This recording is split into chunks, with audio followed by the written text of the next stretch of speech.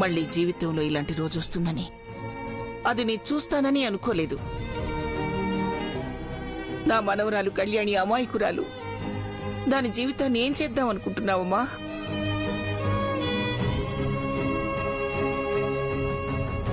అది చిన్న పిల్ల. దానికి ఇంకెన్ని కష్టాలు పెడతావు? ఇప్పటికీ వయసుకు మించిన కష్టాలు, బాధలు అనుభవిస్తుంది. నువ్వు ఆ పసిదాని మీద, మా మీద దయ చూపించు తల్లి, దయ చూపించు. ఆ రాక్షసి ఇంట్లో ఉన్నంతకాలం నా మనవరాలు నరకం అనుభవిస్తుంది. దాన్ని ఎలాగైనా ఇంట్లో నుంచి పంపించేసే తల్లి.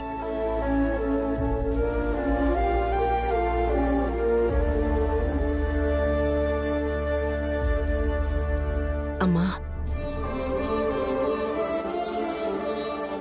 బాధపడకమ్మా. దైవం ఎప్పుడూ మంచివైపే నిలబడుతుందని నువ్వే చెప్పావు కదా.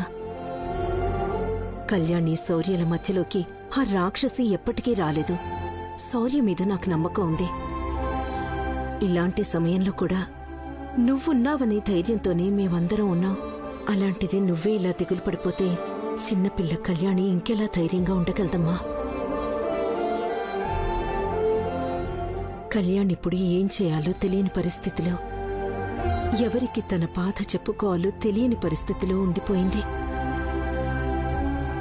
తను ఏడుస్తుంటే మనం ఎక్కడ బాధపడతామో అని గుండెల్లో బాధ గోదారిలో పొంగుతున్నా కళ్ళల్లో కన్నీళ్లు రాకుండా జాగ్రత్త పడుతోంది.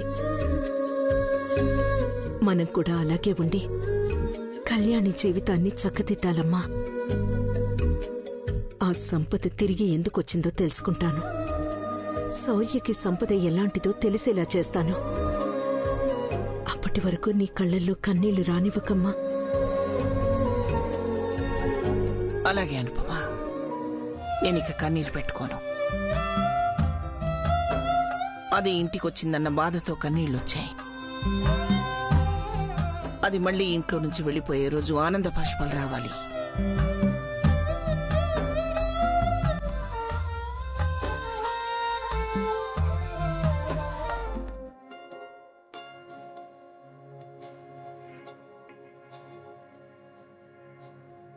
I love you, Sam.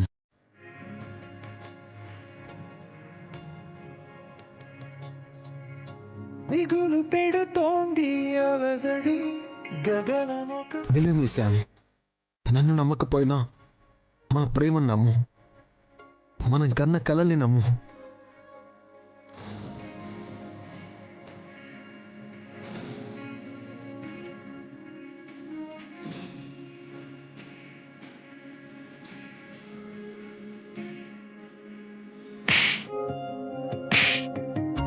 మనసుకిది గరళం గరళం సెకనుకొక మరణం.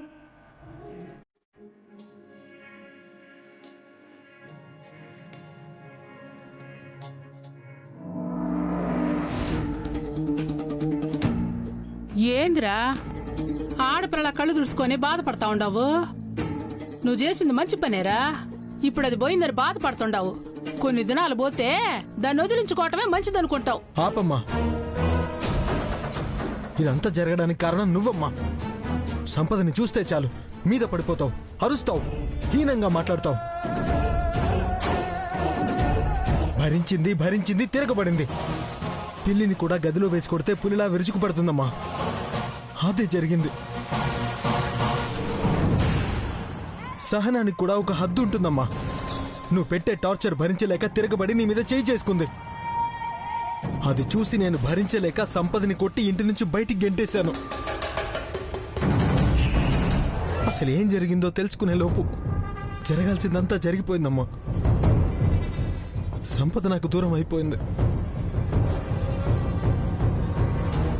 నేను ఇలా గుండె పగిలి చావలేక బ్రతుకుతున్నానమ్మా. ఇది మరీ బాగుండదురా.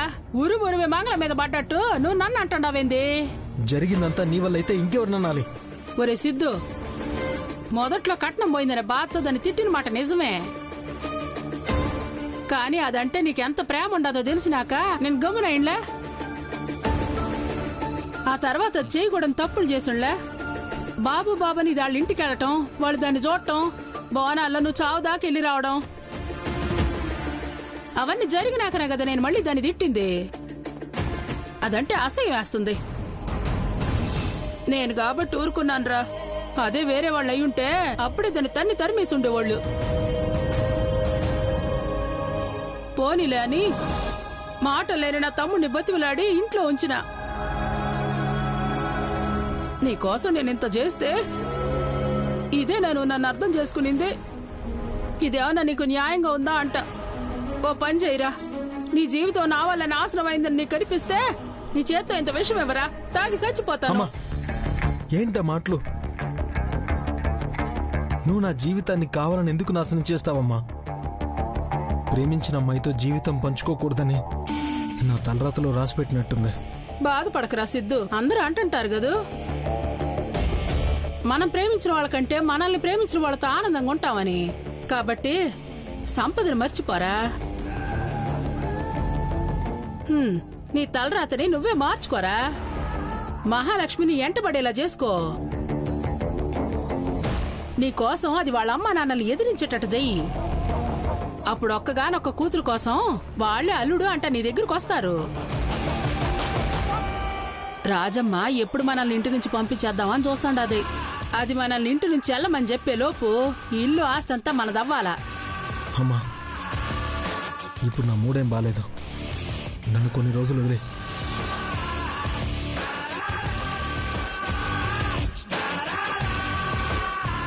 నేనెందుకు వదులుతాన్రా? నీ పెళ్లి ఆ మహాలక్ష్మితో చేసి తీరను.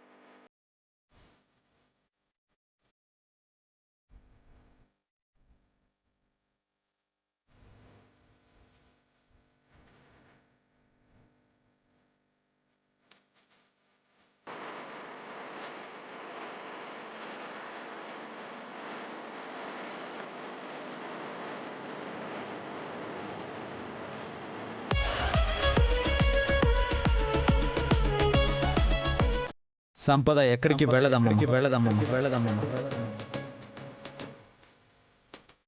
సంపదని బయటికి గంటేస్తే నేను కూడా వెళ్ళిపోతాను.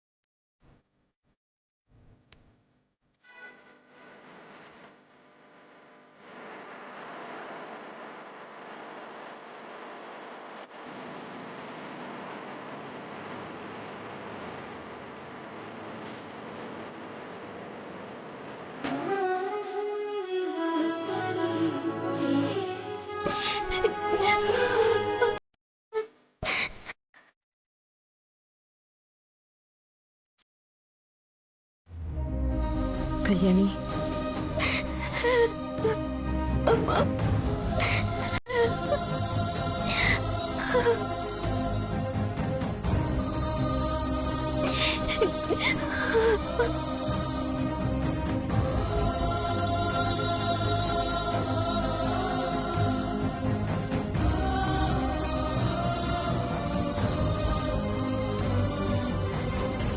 బంధం ఎంత బలంగా ఉన్నా బాధ లేకపోతే దాని విలువ మనకి తెలియదని అప్పుడప్పుడు భగవంతుడు మనకి కన్నీళ్లు తెప్పిస్తూ ఉంటాడు కళ్యాణి. జీవితంలో ఎలాంటి మలుపులొస్తాయో ముందుగానే తెలిస్తే అది జీవితం కాదు. ఇలాంటప్పుడే బాధని దిగమింగుకుని బంధాన్ని ఇంకా బలంగా చేసుకోవాలి. శౌర్య చాలా మంచివాడు. అక్కడే వచ్చింది ఈ సమస్య. శౌర్య స్థానంలో ఎవరున్నా సంపద ఎలా పోతే నాకేంటి అనుకునేవాళ్లు.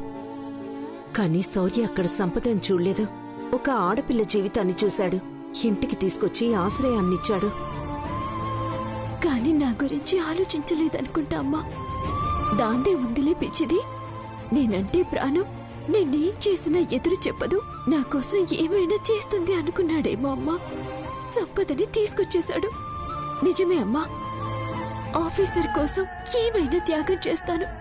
నా ప్రాణమైనా సరే ఆనందంగా ఇచ్చేస్తాను. తన పక్కన భార్య స్థానాన్ని ఇవ్వమంటే ఎలా ఇవ్వగలనమ్మా? ఒకసారి నువ్వు వెళ్ళి శౌర్యతో మాట్లాడు. భార్యాభర్తల మధ్య ఎన్ని గొడవలైనా ఉండొచ్చు, కానీ మాట్లాడుకోలేనంత దూరం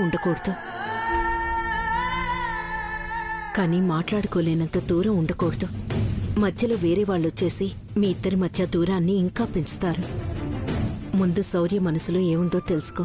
ఆ తర్వాత ఏం చేయాలో ఆలోచిద్దాం. వెళ్ళు కళ్యాణి.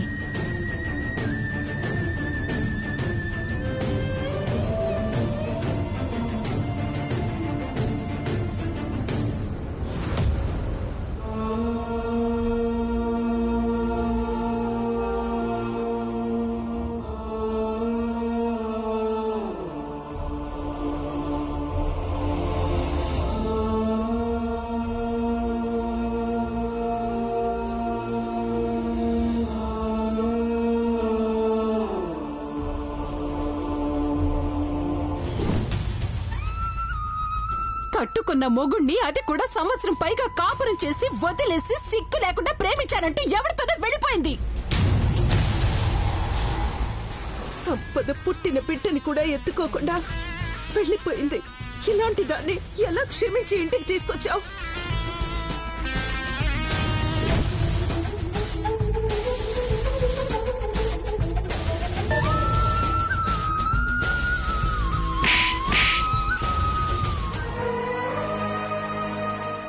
నీలాంటిది బతికున్నా భూమికి భారమే. పదవే పదవే బయటికి.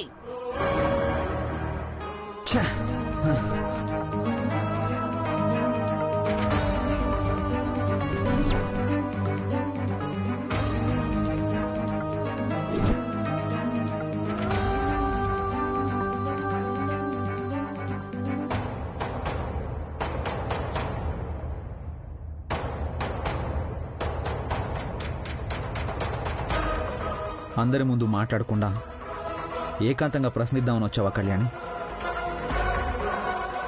నేనెప్పుడైనా మీరు తీసుకున్న నిర్ణయం తప్పు అని అన్నానా ఆఫీసర్?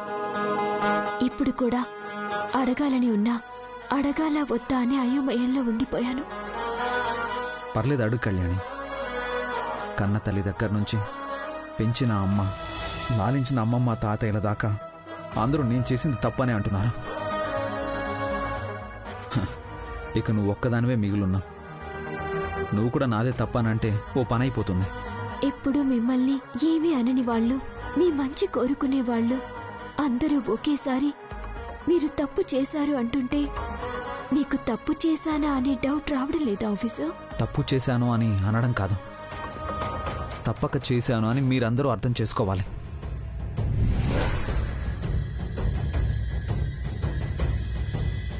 సంపద తప్పు చేసింది అని అంటున్నారు కదా.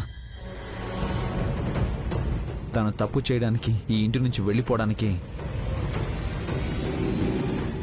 ఈ ఇంట్లో వాళ్లే కారణమని నాకు తెలుసు.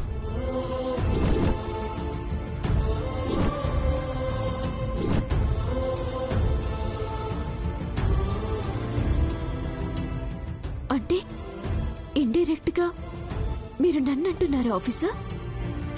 ఇండైరెక్ట్గా ఏంటి, డైరెక్ట్గానే అంటున్నాను.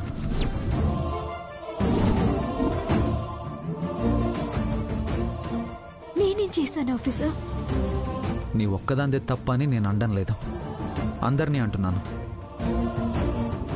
సంపద మనసు తెలుసుకోకుండా సంపద మనసులో ఉన్న వాడితో పెళ్లి చేసుకుంటుంటే లాక్కొచ్చి చస్తామని బెదిరించిన పెద్దవాళ్ళది తప్పు.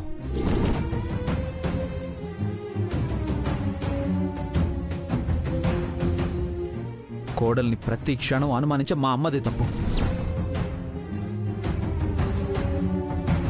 సంపద మనసులో ప్రేమని చంపుకొని నాతో 2 ఏళ్లు కాపురం చేసింది.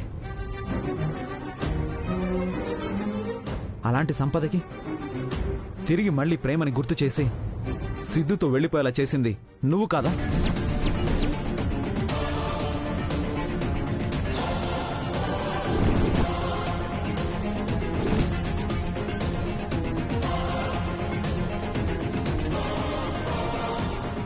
అది మీరు నమ్ముతున్నారా ఆఫీసర్?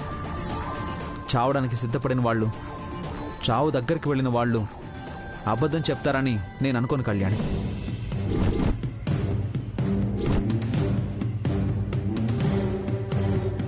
సంపద గురించి మీకు పూర్తిగా తెలియక తన మీద జాలితో మీరు సంపదని పూర్తిగా నమ్ముతున్నారు ఆఫీసర్. సరే, మీరన్నట్టు సంపద మా మాటలు విని తను ప్రేమించిన వాడి దగ్గరికి వెళ్ళిందని అనుకుందాం. మరి ఇప్పుడెందుకు తిరిగొచ్చింది? ఆ సిద్ధుగాడు మోసం చేశాడు కాబట్టి.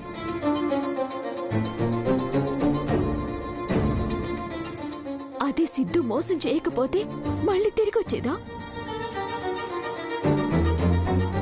అసలు మిమ్మల్ని బాబుని గుర్తు పెట్టుకునేదా?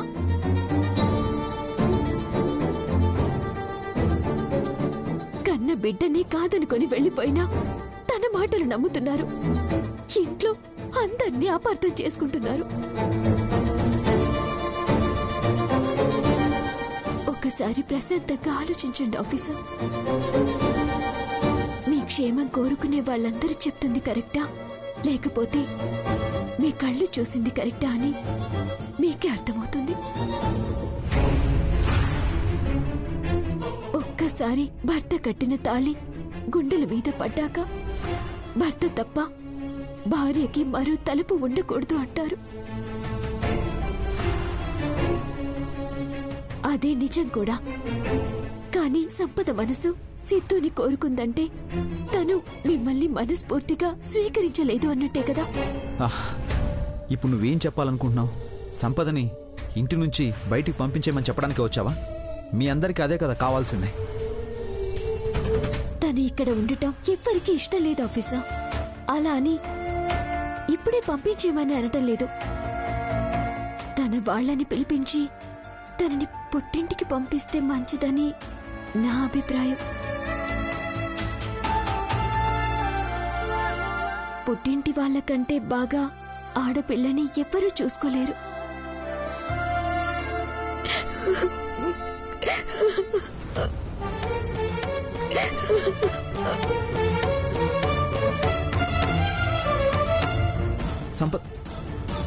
సంపద ఈ టైంలో ఏడ్చుకుంటూ ఎక్కడికి వెళ్తుంది?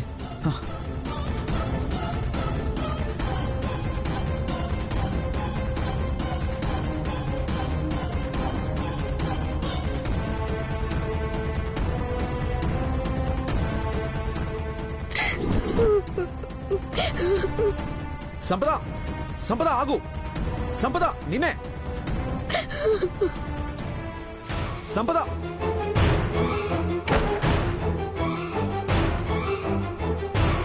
సంపద ఆగు! సంపద,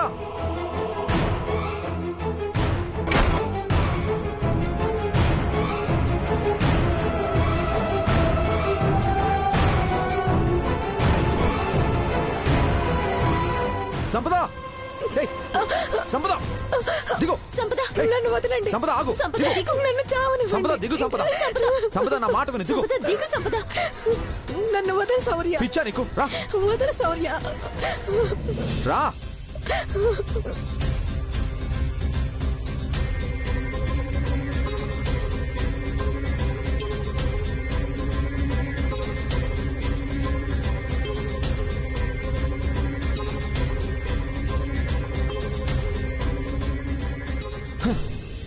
పిచ్చా నీకు? నేను చూడకపోయినా టైంకి రాకపోయినా ఏమయ్యండి? చచ్చిపోయేదాన్ని, అంతే కదండి. ఇంటికి వచ్చిన దగ్గర నుండి నాలో బాధ ఎక్కువ అవుతుంది. అమ్మ వాళ్ళన్న మాటల గురించి బాధపడుతున్నావా?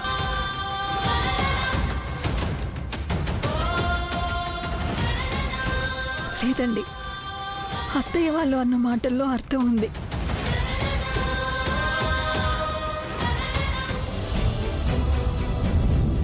వాళ్ళని నేనెంత బాధ పెట్టానో, నేనెంత పెద్ద తప్పు చేశానో అర్థమైంది.